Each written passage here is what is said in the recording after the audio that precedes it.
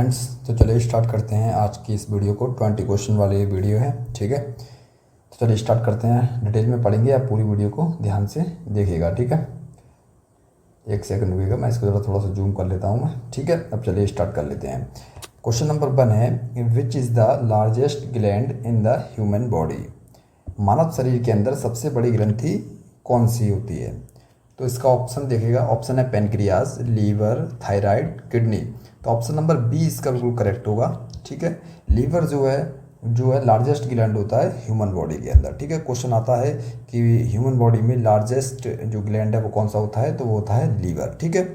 ये जो है 1.5 kg इसका वेट होता है, ये याद रखें, ठीक है।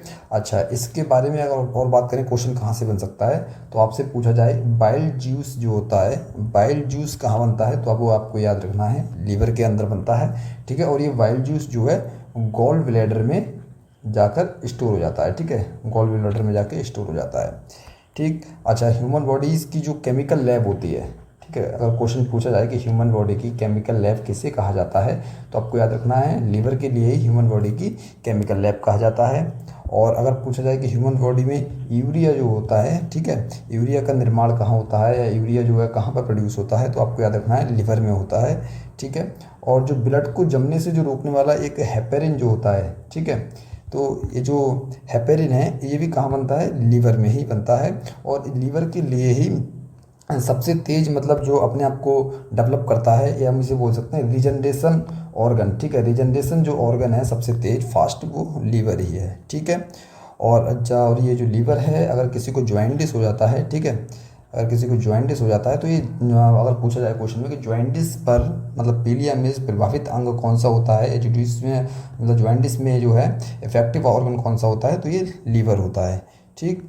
और इसके अलावा जो है इससे संबंधित कुछ मतलब इतने ही क्वेश्चन लगभग आ सकते हैं, तो आपको जो है लिवर के बारे में ये सारी चीज़ें याद रखती हैं, ठीक है। अगर आपको वीडियो थोड़ा सा स्लो लग रहा हो, तो आप इसको जो है फास्ट तरीके से देख सकते हैं अपने मोबाइल में, ठीक है। मैं आपको जो है आराम आराम से यहाँ पर बताऊँगा, ठीक।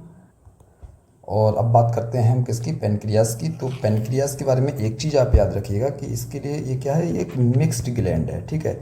मिक्स ग्लैंड मतलब या ऑप्शन में आ सकता है, या फिर हेट्रोक्राइन, ठीक है, हेट्रोक्राइन ग्लैंड ये है, ठीक है। ये एक मिक्स ग्लैंड है, ठीक है, मिश्रित ग्रंथि है ये, ठीक। अच्छा, यहाँ से जो है इंसुलिन, इसमें क्या है, अल्फा और बीटा जो है सेल्स पाई जाती हैं। तो जो है एक क्वेश्चन यहाँ से बनता है इंसुलिन के बारे में, ठीक है। अगर पूछा जाए कि इंसुलिन हार्मोन जो है वो कहाँ से मतलब कहाँ प्रोड्यूस होता है, तो पेनक्रियाज में होता है। और पेनक्रियाज में भी बीटा सेल्स जो होती हैं, ठीक है, बीटा जो सेल्स होती हैं उनके द्वारा इसे प्रोड्यूस किया जाता है। और जो इंसुलिन जो है इसकी कमी से, ठीक है, अगर इसकी कमी हो जाती है, तो इसकी कमी से कौन सा रोग होता है, डायबिटीज़, ठीक है। डायबिटीज़, इसकी कमी से होने वाला जो रोग है वो डायबिटीज़ है। और इंसुलिन में जो है जिंक पाया जाता है।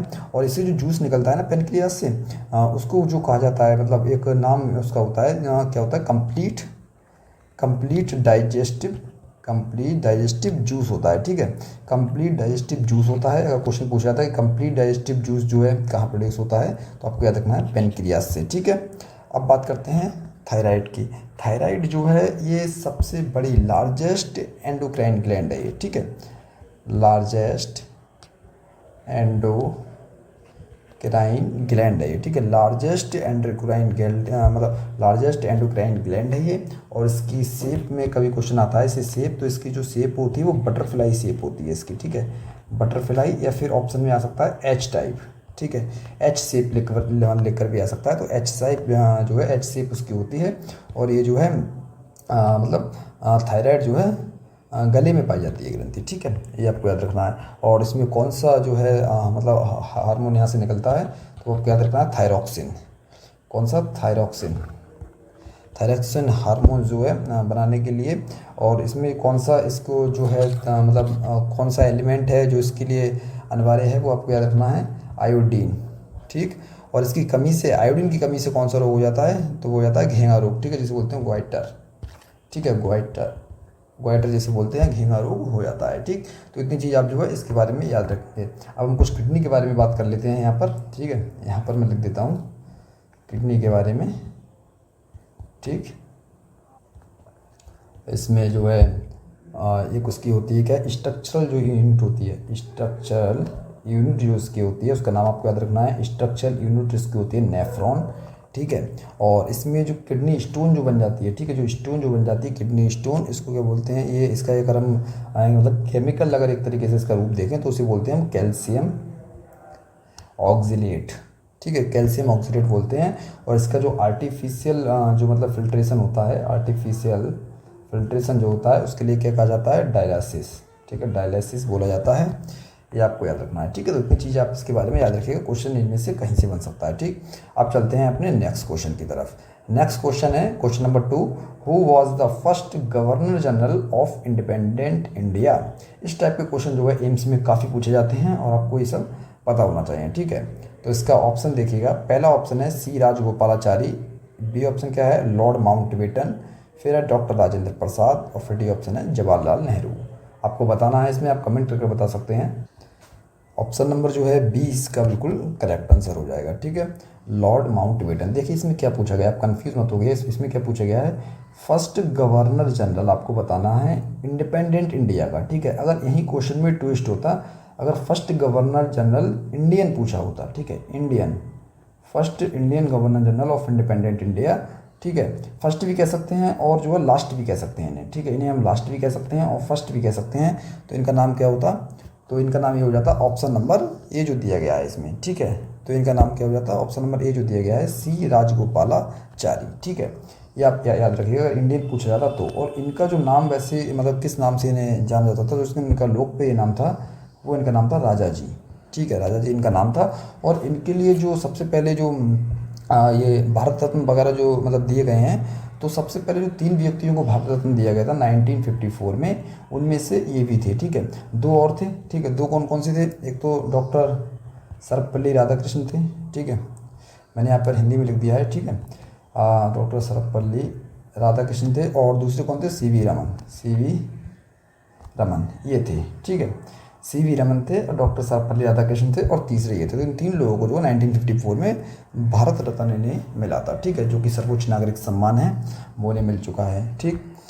इसके अलावा अगर मान लीजिए पूछा जाए, जैसे कुछ क्वेश्चन बनते हैं इसमें हम और याद रखते हैं, जैसे मान लीजिए पूछा जाए कि last viceroy of British India, देखिए इसमें क्या आता है, last viceroy of British India.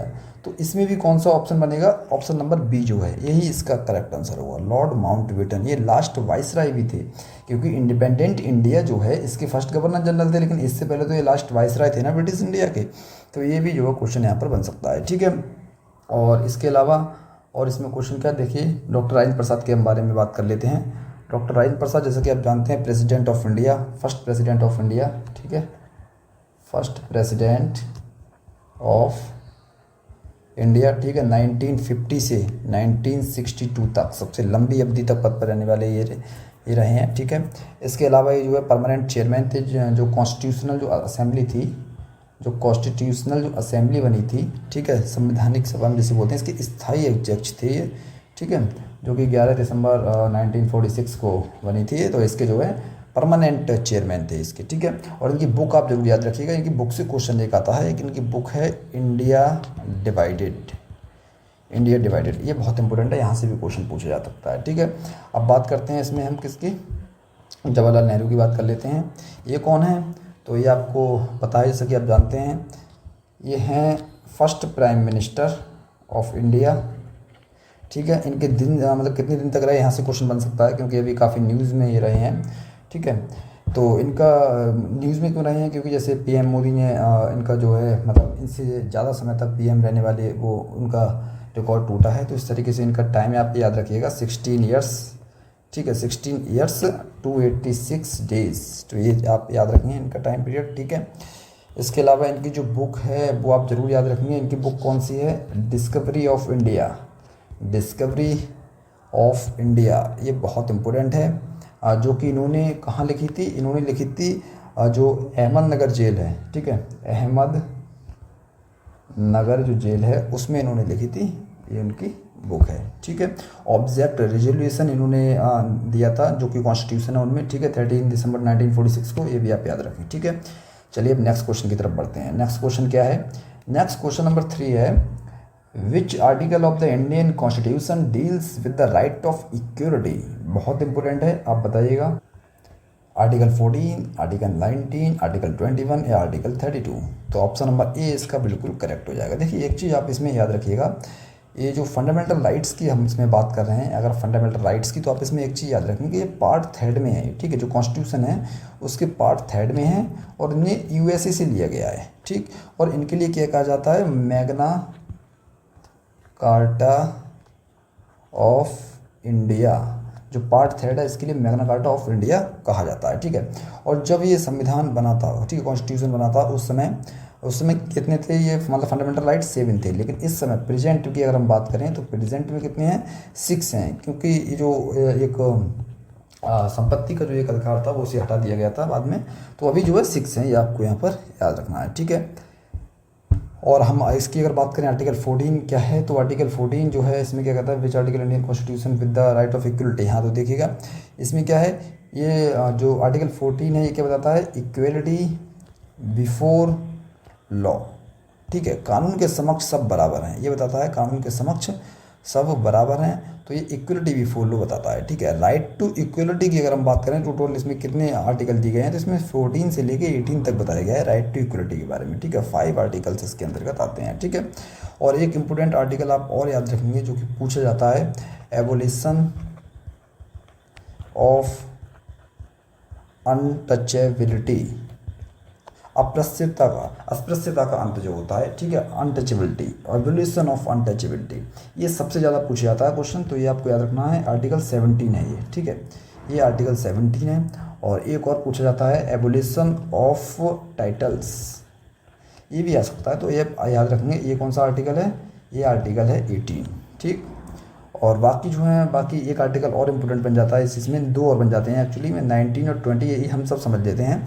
जैसे 19 की अगर हम बात करें तो क्या ये है, right to freedom, right to freedom की बात करता है, ठीक है, जिसमें इसमें का जैसे freedom of speech and expression ये सब हैं, ठीक है, फ्रीडम ऑफ प्रेस, ये सब जो है राइट टू फ्रीडम की बात 19 में की गई है, ठीक। तो ये आप याद रखें। इसके अलावा इम्पोर्टेंट है 21 क्या है, 21 जो आर्टिकल है ये राइट टू लाइफ की बात करता है, ठीक है, राइट टू लाइफ, ठीक है, राइट टू लाइफ के बारे में बात करता है ये। जैसे protection of life and personal liberty जो है वो इसमें बताया गया है, ठीक। तो ये आप ये याद रखेंगे, ये काफ़ी इम्पोर्टेंट है ये। और इसके अलावा एक इसमें और बनता है 21A बनता है, जो कि 86 जो अमेंडमेंट हुआ था 2002 में इसे जोड़ा गया था, ये था राइट टू एजुकेशन, ठीक है, ये राइट टू एजुकेशन के बारे में था, ठीक। तो इसे आप याद रखेंगे, ठीक है, ये बहुत इंपॉर्टेंट आर्टिकल है। और एक क्वेश्चन और यहाँ से अभी बन सकता है, जैसे जो आर्टिकल 21 है इसे सुप्रीम कोर्ट ने राइट टू प्राइवेसी भी कहा है, ठीक है। तो राइट टू प्राइवेसी अगर पूछा जाए तो भी आप आर्टिकल 21 इसका आंसर याद रखिएगा, ठीक है। अच्छा, यहाँ से कुछ और इंपॉर्टेंट क्वेश्चन यहाँ से बन जाते हैं, जैसे राइट टू कॉन्स्टिट्यूशनल रेमेडीज़ पूछा जाता है, जो कि आर्टिकल 32 जो लास्ट वाला ऑप्शन था, आर्टिकल 32 ये क्या है, राइट टू क्या है ये, राइट टू कॉन्स्टिट्यूशनल रेमेडीज़, ठीक है, रेमेडीज़ मतलब ये है कि संवैधानिक उपचारों का जो अधिकार है इसे कहा जाता है आर्टिकल 32 को, ठीक है। जो आर्टिकल 32 है इसके बारे में आप एक चीज़ और याद रखें कि इसे heart and soul of the constitution कहा था, ठीक है। जो डॉक्टर B.R. अम्बेडकर जो थे इन्होंने क्या कहा था, इन्होंने कहा था हार्ट एंड सोल इन्होंने कहा था इसके लिए, तो ये आप इसमें याद रखें, ठीक है। तो चलिए अब नेक्स्ट क्वेश्चन की तरफ चलते हैं। और एक चीज़ और आपको याद रखना है, क्योंकि जो 32 है इसमें जो है रिट जारी की जाती हैं और कुल 5 प्रकार की रिट होती हैं, ठीक है, ये भी आप याद रख लीजिएगा इसमें। क्वेश्चन नंबर 5 देखते हैं। क्वेश्चन नंबर 5 क्या कहता है, which planet is known as the red planet, Venus, Jupiter, Mars या फिर सैटर्न। तो ऑप्शन नंबर सी इसका बिल्कुल करेक्ट आंसर हो जाएगा, ठीक है। मार्स जो है, ठीक है, इसके लिए जो है रेड प्लेनेट कहा जाता है। और रेड कलर इसका क्यों है, तो क्या है, due to presence of iron oxide आपको याद रखना है, इसकी वजह से जो है इसका कलर लाल है, ठीक है। इसके अलावा आपको इसमें एक चीज़ और याद रखनी है, लार्जेस्ट वॉल्केनो, ठीक है, largest volcano of solar system. मैं यहाँ पर आपको सही तरीके से लिख देता हूँ, आप वीडियो को तेज़ करके देख लीजिएगा, ठीक है, क्योंकि यहाँ पर जो लिखने में थोड़ा सा टाइम लगता है। Largest volcano of solar system, ठीक है, तो कौन सा है वो, ओलिम्पस मॉन्स, ओलंपस मॉन्स, जिसका नाम ओलंपस मॉन है, ये लार्जेस्ट मतलब सबसे बड़ा ज्वालामुखी जो है सौर मंडल का, सोलर सिस्टम का, ओलंपस मॉन्स, वो इसी पर पाया जाता है, मंगल ग्रह पे पाया जाता है, ठीक है। और इसके अलावा आप याद रखेंगे हाईएस्ट माउंटेन जो है सोलर सिस्टम का, ठीक है, highest mountain of solar system, ठीक है, जिसका नाम क्या है, निक्स ओलंपिया। ये कहाँ है, ये भी जो है इस पे मतलब मंगल ग्रह पे ही पाया जाता है, ठीक है, जो कि जो माउंट एवरेस्ट है उससे 3 गुना ज़्यादा ऊंचाई है, ठीक है। ये भी कहाँ पाया जाता है, तो ये मंगल ग्रह पर ही पाया जाता है, ठीक है। तो ये आप याद रखेंगे। और इसकी जो है नेचुरल जो इसके सैटेलाइट्स हैं, ठीक है, उसके मून्स हैं, सैटेलाइट जो हम कह सकते हैं, जो उसके मून्स हैं, कौन कौन से हैं, एक आपको याद रखना है, फोबोस एंड डिमोस, ठीक है। तो इतनी बातें आप जो है इसके बारे में याद रखेंगे, ठीक है। और इसके अलावा जो है वीनस के बारे में आप याद रखेंगे, क्वेश्चन पूछा जाए कि विच is the hottest and brightest planet of solar system, ठीक है। तो आप याद रखेंगे hottest and brightest of solar system, ठीक है। मतलब पूरे सोलर सिस्टम में जो है सबसे ज़्यादा हॉटेस्ट एंड ब्राइटेस्ट कौन सा प्लेनेट है, तो क्या है, वीनस है। क्यों, क्योंकि इसकी थिक जो है due to thick atmosphere of मतलब कार्बन डाइऑक्साइड, ठीक है, उसके कारण ये है, ठीक है। फिर इसके अलावा आपको क्वेश्चन में पूछा जाता है कि मॉर्निंग स्टार या फिर इवनिंग स्टार नाम से कभी कभी क्वेश्चन देखने को मिलता है, बहुत ज़्यादा ये क्वेश्चन आता है, मॉर्निंग स्टार, ठीक है, मतलब which planet is known as morning star या फिर इवनिंग स्टार, ठीक है, इवनिंग स्टार। तो आप ये क्वेश्चन याद रखिएगा, वीनस के लिए ही कहा जाता है, ठीक है। और वीनस के लिए ही अर्थ ट्विन, ठीक है, या फिर अर्थ सिस्टर नाम से भी कभी कभी क्वेश्चन आपको देखने के लिए मिल सकता है, तो वो भी जो है वीनस के लिए ही कहा जाता है, ये आप याद रखिएगा। और एक चीज़ और आप यहाँ से याद रखें कि इसका कोई मून्स नहीं है, मतलब इसका क्या है, कोई भी उपग्रह नहीं है, मून्स इसका नहीं है, ठीक है, ये आप याद रखें, इसका किसी भी तरीके का कोई उपग्रह नहीं है, और इसका भी नहीं है। और इसके अलावा जो मरकरी है, ठीक है, मरकरी जो है इसके अभी कोई भी मून नहीं है, ये आप याद रखें, ठीक है।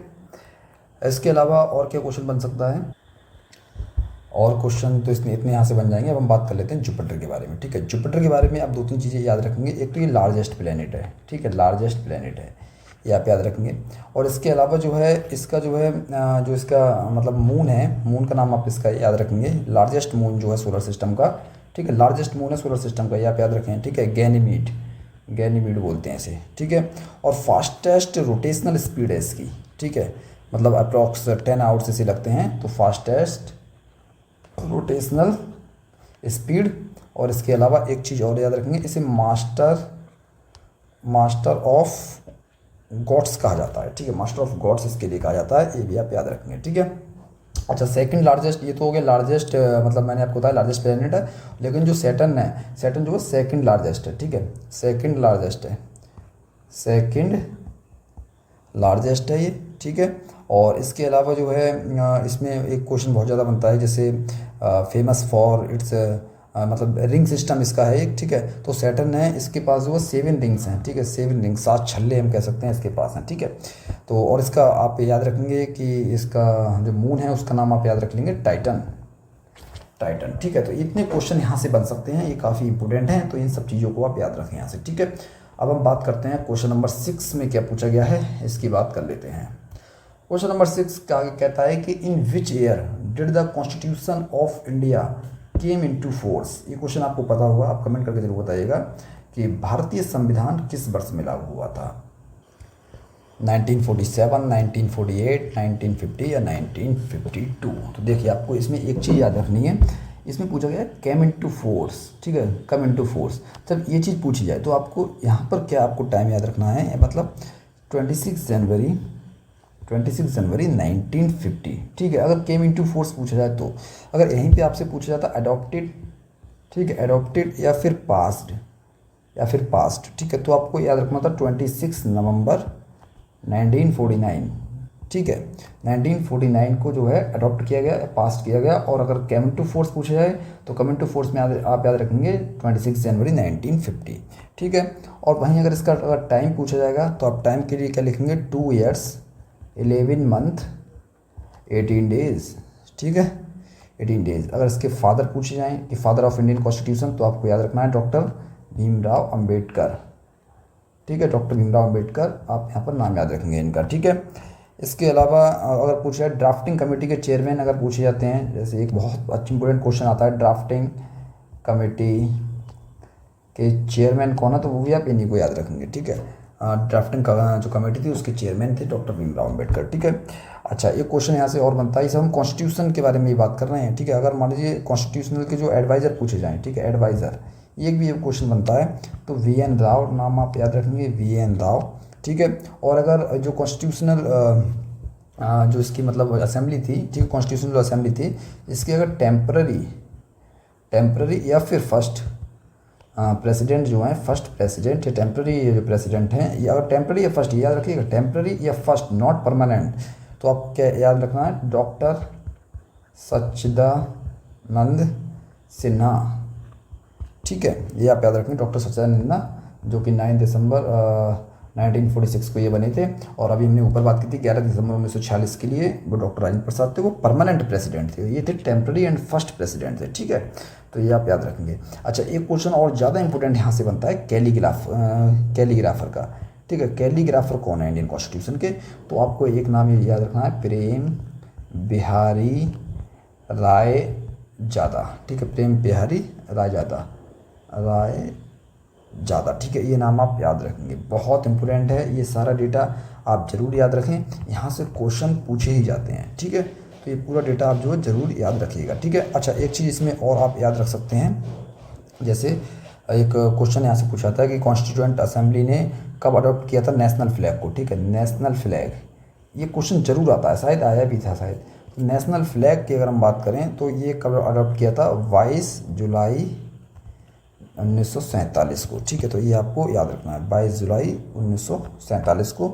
तो ये क्वेश्चन भी काफ़ी इंपॉर्टेंट हो जाता है। ठीक है, तो चलिए अब नेक्स्ट क्वेश्चन की तरफ हम बढ़ते हैं। नेक्स्ट क्वेश्चन है, which vitamin is mainly obtained from sunlight. Sunlight से कौन सा विटामिन जो है प्राप्त होता है, vitamin A, vitamin B12, vitamin C या विटामिन डी, तो ऑप्शन नंबर डी इसका बिल्कुल करेक्ट आंसर होगा। ठीक है, अच्छा विटामिन से कुछ इंपॉर्टेंट क्वेश्चन पूछे जाते हैं, जैसे वाटर सोल्यूबल विटामिन पूछे जाते हैं, वाटर सोल्यूबल।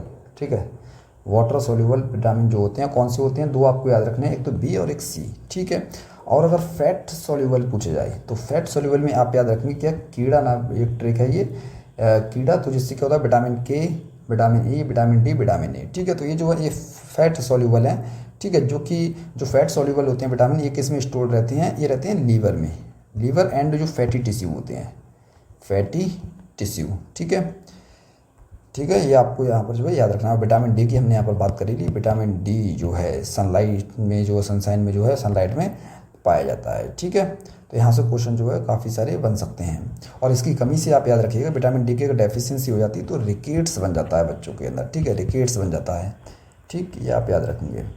इसके अलावा इसमें कौन सा दिया गया है, विटामिन ए दिया गया है, तो जैसे विटामिन ए जो है ये किसके लिए है, तो ये जो है आईसाइट के, इसकी कमी से क्या होता है, आईसाइट और विजन संबंधी जो है समस्या हो जाती है, विजन संबंधी या फिर आईसाइट संबंधी, नाइट ब्लाइंडनेस होती है। ठीक है, नाइट ब्लाइंडनेस, ड्राई आइज़ वगैरह, ये सब आइज़ के लिए है, ये आप इंपॉर्टेंट रखें। ठीक है, और एक चीज़ और अगर पूछा जाए ये किस में पाया जाता है, तो कैरेट याद रखें। इतनी चीज़ विटामिन ए के बारे में आप ज़रूर याद रखें। ठीक है, और जो विटामिन जो B12 होता है, तो इसकी डेफिशिएंसी से क्या होता है, तो ये रेड ब्लड सेल्स के लिए, मतलब रेड ब्लड सेल्स वगैरह कम हो जाती हैं, तो इसे हम एनीमिया वगैरह कहते हैं, एनीमिया कहते हैं इसके लिए, एनीमिया, रेड ब्लड सेल्स इसमें जो है कम हो जाती हैं।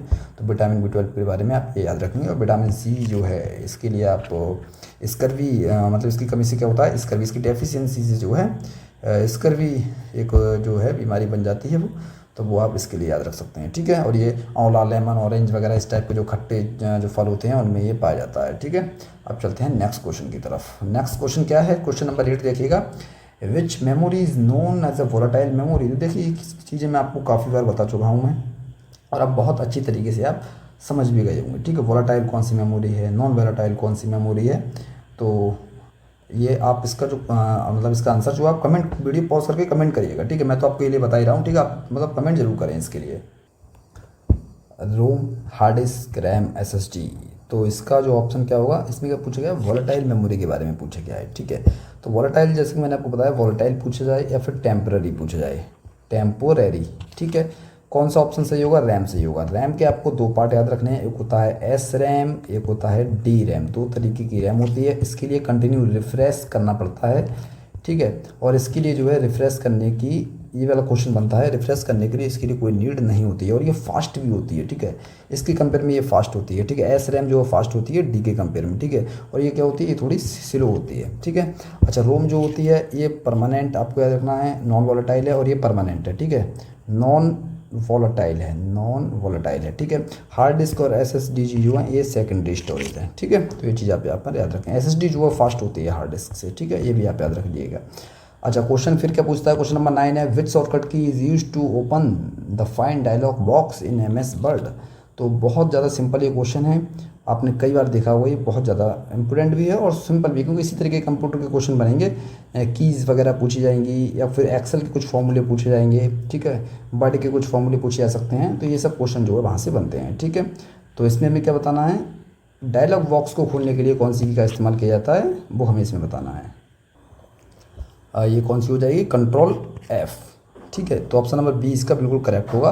फाइंड डायलॉग बॉक्स के लिए कंट्रोल F, ठीक है। फिर H किसके लिए है? H है रिप्लेस के लिए, ठीक है, रिप्लेस के लिए। G किसके लिए है? गो टू, गो टू के लिए है, ठीक है। ये गो टू के लिए होती है, गो टू डायलॉग बॉक्स खुलता है, ठीक है। और कंट्रोल K किसके लिए होती है? ये होती है हाइपर लिंक के लिए, हाइपर लिंक के लिए। तो इस तरीके से जो है आप कुछ ये शॉर्टकट की हैं, ये आपको याद रखना है, ठीक है। अच्छा, फिर जैसे हम कुछ और शॉर्टकट की बात कर लेते हैं, ठीक है। जैसे मान लीजिए कंट्रोल J होती है, ठीक है, कंट्रोल प्लस J, ये होती है जस्टिफाई के लिए, जस्टिफाई, ठीक है।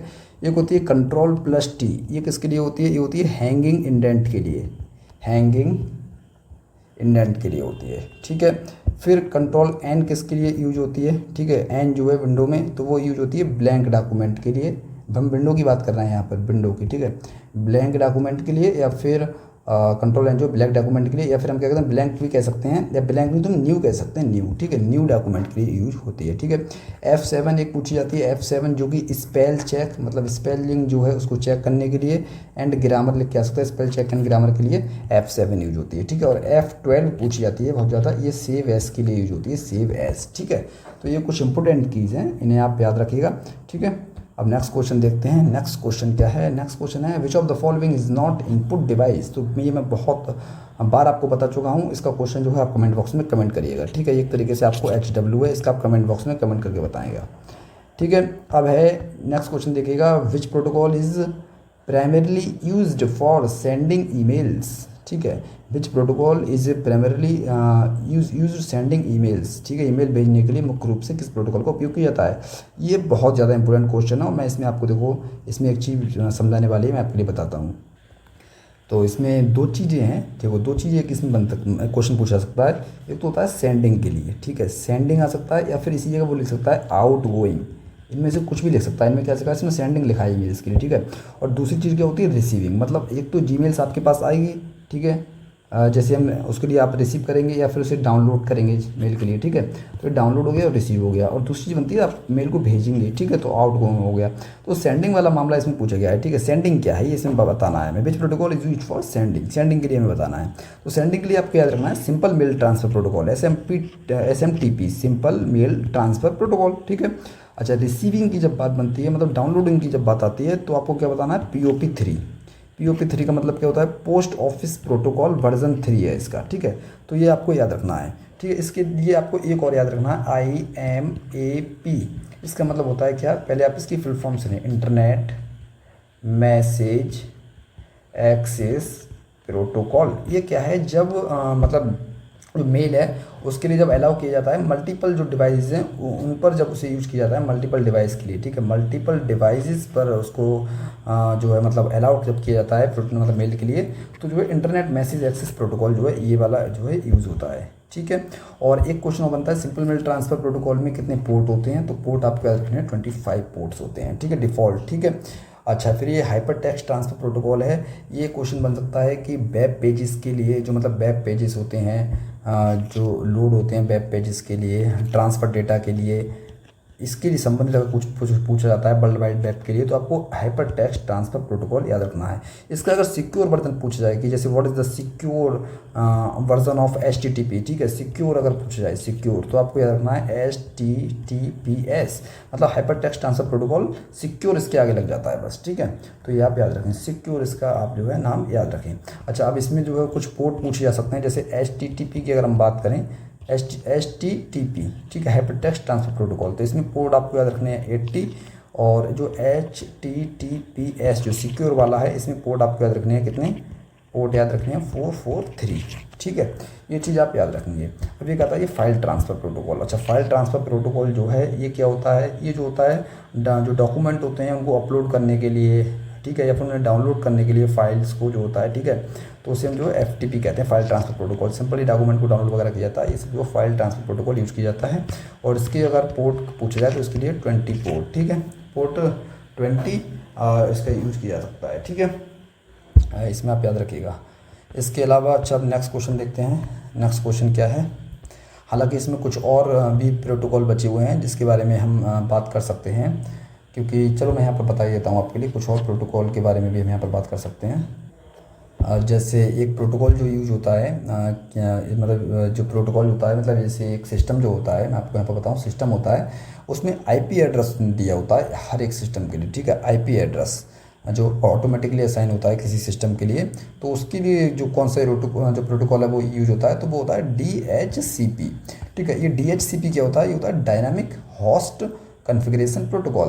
तो ये किसके लिए है, बस आप इतना याद रखेंगे, IP एड्रेस की जब बात वहाँ पर होगी, ठीक है, IP एड्रेस से संबंधित क्वेश्चन बनेगा, प्रोटोकॉल पूछा जाएगा तो आप DHCP क्लिक करके आएंगे, ठीक है।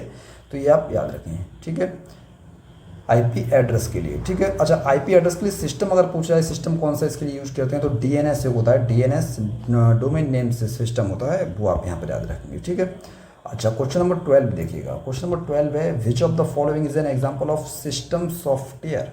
सिस्टम सॉफ्टवेयर का इसमें क्या है, तो ये क्वेश्चन बहुत ईजी है, ये भी मैं आपको बता चुका हूँ, आप कमेंट बॉक्स में कमेंट करके बताएं इसके लिए भी, ठीक है। क्वेश्चन नंबर 13 हम देख लेते हैं। क्वेश्चन नंबर 13 है, which device is used to connect multiple computer with in local area network, ठीक है।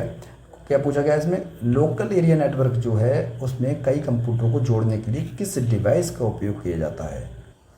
तो इसका क्या होगा आंसर, इसका आंसर होगा ऑप्शन नंबर बी, स्विच होगा, ठीक है। स्विच जो है ये लोकल एरिया नेटवर्क के थ्रू जो है कई कंप्यूटरों को जोड़ता है, और ये स्विच हो जाएगा। और इसमें जो है मैक एड्रेस यूज होता है, मैक एड्रेस, ठीक है। और इसके लिए आपको याद रखना है, ये OSI की सेकंड लेयर पर काम करता है, data link layer, data link layer, ठीक है। ये बस मैं आपको बता रहा हूँ, हालांकि अगर आपको इम्पोर्टेंट मतलब नहीं याद रख पाते तो कोई दिक्कत नहीं है, तो इतना लेवल नहीं पूछा जाता है, लेकिन फिर भी जो है जैसे अगर पूछा जा सकता है कि किस लेयर पर ये काम करता है, तो डेटा लिंक लेयर एक थोड़ा सा आपको याद रखना है, ठीक है। अच्छा, ये जो मॉडम होता है, मॉडम के लिए आप दो चीज़ याद रखते हैं, दो चीज़ पूछी जा सकती हैं इसमें, जो डिजिटल सिग्नल्स होते हैं, ठीक है, डिजिटल सिग्नल्स जो होते हैं इनको एनालॉग में बदलना, और जो एनालॉग होते हैं उनको डिजिटल में बदलना, मतलब मॉड्यूलेशन और डिमॉड्यूलेशन इसकी प्रक्रिया के लिए बोला जाता है। स्कैनर आप जानते ही हैं, ठीक है, स्कैनर जो है एक इनपुट डिवाइस हो जाती है, ठीक है, आउटपुट डिवाइस हो जाती है, इन सब के बारे में आप जो है जानते हैं अच्छी तरीके से, ठीक है। अब हम बात कर लेते हैं नेक्स्ट क्वेश्चन की। नेक्स्ट क्वेश्चन के बारे में क्या बताया गया है, क्वेश्चन नंबर 14 बताता है क्या, which file extension is commonly used for Microsoft Excel workbooks Excel 2007 and later. उसके बाद में मतलब 2007 और उसके बाद में जो है इसकी फाइल का सामान्य एक्सटेंशन इसका क्या है। देखो, एक्सेल से यहाँ से 2-3 चीज़ें जो पूछी जा सकती हैं, जैसे इसमें अभी पूछा गया 2007 और उसके बाद में, तो इसका ऑप्शन तो ऑप्शन नंबर सी हो जाएगा, ठीक है भाई। अगर हम बात करते हैं जैसे ओल्डर वर्जन में, ठीक है, मतलब 2003 एंड ओल्डर की अगर हम बात करें, तो उसी का पहले इसका एक्सटेंशन था .XLS, ठीक है। वहीं 2007 एंड लेटर की अगर बात करें वहीं, तो वो क्या हो जाता है XLSX लास्ट में जुड़ गया है बस ये, ठीक है, XLSX जुड़ गया है बस लास्ट में, ठीक है। अच्छा, फिर अगर और पूछा जा सकता है कि एक्सेल मैक्रो अनेबल्ड का आप एक्सटेंशन बताइए, तो वो हो जाएगा .XLSM, ठीक है। तो ये जो है .XLS मतलब मैक्रो फाइल ये हो गई, M इसमें लगा दिया गया आगे, ठीक है। तो यहाँ से पूछा जा सकता है भाई। अगर हम वर्ड की अगर यहाँ पर बात कर लेते हैं, वर्ड की, तो वर्ड में जो है वही सेम चीज़ है, इसमें 2003 एंड ओल्डर, और यहाँ पर क्या है 2007 एंड लेटर, ठीक है। तो लेटर अभी इसे क्या बोलते हैं, पॉइंट डी, ये क्या है, पॉइंट डी ओ सी एक्स इसमें लगा दिया गया है। और पुराने वाले में सिर्फ डॉक बोलते थे, इसमें डॉक एक्स कर दिया गया है, ठीक है। तो ये चीज़ें आपको याद रखनी है। और वर्ड में एक क्वेश्चन और बनता है कि न्यू डॉक्यूमेंट का बाय डिफ़ॉल्ट नेम क्या होता है, तो वो होता है डॉक्यूमेंट 1 होता है, ठीक है। अच्छा, वैसे ही अब एक चीज़ इसमें और आप पूछेंगे जब कहेंगे इसका ये है एक्सेल का और वर्ड का ये, तो पीपीटी का क्या मतलब, ये जो पावर पॉइंट होता है उसका क्या हुआ। तो पावर पॉइंट के बारे में भी ज़रा समझ लीजिए आप। पावर पॉइंट के बारे में देखिए, इसमें भी दो चीज़ें वही समझिएगा। एक तो समझिएगा 2003 वाला केस, मतलब 2003 एंड एल्डर, और इसके वो 2003 एंड ओल्डर, और ये 2007 एंड लेटर वाला केस, ठीक है, 7 वाला। तो 2007 और उसके बाद में से क्या, इसका जो मतलब एक्सटेंशन है वो है dot P P T x, और 2003 और उससे पहले का क्या है, डॉट पी पी टी, ठीक है, ये है। अच्छा, इसके अलावा जो एक इसका एक होता है file extension, power point show का बनता है। इसका शो मतलब जब ये शो हो रही होती है फाइल, ठीक है, इसे फुल स्क्रीन पे शो किया जाता है, तो वो होता है dot P P S x, ठीक है। ये आप याद रखें, बहुत इंपॉर्टेंट है, ठीक है। अच्छा, इसके अलावा आप इसका स्क्रीनशॉट ले लें, मैं कुछ आपको 2-3 चीज़ें इसमें और बताने वाला हूँ, ठीक है। मैं इसे रफ कर देता हूँ थोड़ा सा यहाँ पर। अच्छा ठीक है, रफ़ नहीं करता, एक तरीका है इसमें, हम इसे रफ़ नहीं करते हैं, ज़रा एक सेकंड हो जाएगा, इसके लिए रफ़ नहीं करेंगे, थोड़ा इसे छोटा कर देंगे, ठीक है। हाँ, अब हम यहाँ पर जो है एक चीज़ यहाँ पर आप और समझ लीजिएगा, कुछ चीज़ें पूछी जाती हैं, इसे प्लेन टेक्स्ट फाइल का पूछा जाता है, ठीक है। ज़रा समझिएगा ध्यान से, प्लेन टेक्स्ट फाइल्स इसका पूछा जाएगा, आपको याद रखना है डॉट टी एक्स टी याद रखना है, ठीक है। रिच टेक्स्ट फॉर्मेट का अगर पूछा जाए, रिच टेक्स्ट फॉर्मेट डॉक्यूमेंट का अगर पूछा जाए तो डॉट आर टी एफ, इसका भी आप याद रखेंगे, ठीक है। अच्छा, पोर्टेबल डॉक्यूमेंट जैसे डॉट पी डी एफ, ये किसका है, तो आप बता देंगे ये पोर्टेबल डॉक्यूमेंट फॉर्मेट का है, ठीक है। वहीं अगर वेब पेजेस जो होते हैं, वेब पेजेस के जो एक्सटेंशन क्या होते हैं, जो वेब पेजेस जो होते हैं उनके होते हैं dot H T M L या डॉट एच टी एम, इस तरीके के होते हैं, ठीक है। एग्जीक्यूटिव कुछ फाइल्स होते हैं उनके होते हैं डॉट ई एक्स ई, ठीक है, डॉट ई एक्स ई। तो इस तरीके के जो यहाँ पर बनते हैं एक्सटेंशन, कुछ याद रखिएगा, यहाँ से क्वेश्चन पूछे जाते हैं, ठीक है। अब यहाँ पर क्या है, सिर्फ ये मैथ के कुछ सवाल हैं, इन्हें हम सॉल्व कर लेते हैं। क्वेश्चन क्या है, ई शॉपकीपर गिव्स अ डिस्काउंट 20%, ठीक है, on an article mark price 2500, what is the selling price. तो बहुत सरल है इसका। देखिए, ये 2500 रुपये हैं, और ये आप जानते हैं कोई भी प्राइस मार्केट प्राइस है 100 के बराबर है। 20 का उसने डिस्काउंट दे दिया, 100 में से तो बचेगा कितने का, 80 का। तो बस सेलिंग प्राइस निकल के आ जाएगा 200, यहाँ पे जीरो काट देंगे आप, जीरो ये 80 का जीरो आप जीरो यहाँ लिख लेंगे। अब 8 से डायरेक्ट इसकी गुणा कर देंगे, ठीक है। 8 पंजे 40, 8 से 4, 8 दूनी 16 और 4 20, 2000 रुपये निकल के आ जाएगा। ऑप्शन नंबर 20 का करेक्ट हो जाएगा, ठीक है। इस तरीके से क्वेश्चन आप वहाँ पर कर लेंगे। क्वेश्चन नंबर 16 देखिएगा, A can complete a work 12 days and we can complete the same work in 18 days working together, in how many days will they complete the work, ठीक है। देखिएगा कितना, ए जो है एक काम कितने 12 दिनों में कर सकता है, बी जो है तथा बी उसी काम को बी जो है 18 दिनों में कर सकता है, ठीक है। अब इस काम को दोनों मिलकर करें तो कितना टाइम लगेगा, तो आप इनका क्या है 12 का और 18 का आप इसमें सबसे पहले एलसीएम ले लेंगे, ठीक है। तो कितना आएगा एलसीएम इसका, ठीक है, ये कितना बनेगा 36 बनेगा, 12 3 36, 18 दूनी 36, ठीक है। 3 और 2 यहाँ पर कितने आ जाएंगे, 5 आ जाएंगे, दोनों मिलकर कर रहे हैं ना, 3 और 2 5, इनकी ये एफिशिएंसी निकल के आ गई, एक दिन में ये इतना काम कर रहा है, 3 और 2 5, फिर 5 7 35, फिर कितना बचेगा 10, ठीक है, और 5 2 10, तो बस 7.2 इसका आंसर हो जाएगा, ठीक है। क्वेश्चन नंबर 17 देखिएगा, the average of 50 numbers is 28, if 1 number is excluded the average becomes the 27, ठीक है। मतलब एवरेज जो है 15 नंबर्स का वो कितना है 28 है, अगर इनमें से मान लीजिए एक नंबर के लिए हटा दिया जाता है तो एवरेज 27 रह जाता है। तो इसमें पूछा गया है कि आपने कौन से नंबर के लिए निकाला, मतलब कौन से नंबर को आपने एक्सक्लूड किया। देखिए, इसके हैं 2 तरीके, ठीक है। पहले मैं आपको पहला वाला तरीका बताता हूँ, फर्स्ट वाला। देखो सिंपल से क्या है, जैसे 15 का 28 एवरेज है, सबसे पहले हम क्या करेंगे टोटल निकाल लेंगे संख्याओं का।